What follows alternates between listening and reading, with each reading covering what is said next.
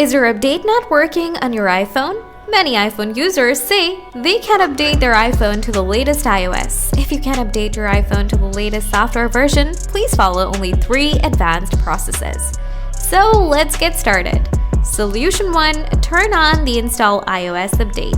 Open Setting, scroll down, tap General, tap Update, tap Automatic Update. Please enable Install iOS Update.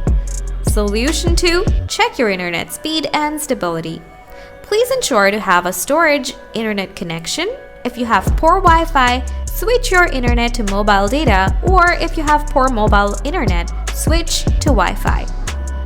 After solving your internet connection issues, open Setting, scroll down, tap General, tap Storage. Please make sure to have more than 10 GB of free storage for your device. After this, please check your storage. Now, if you still have a problem, follow the final process. Solution 3. Charge your device and try to update. First, plug your charger. Try to update your iOS on your iPhone. After doing these 3 processes, your problem will be solved. If you still have questions about your problem, please ask me in the comment section. Thanks for watching.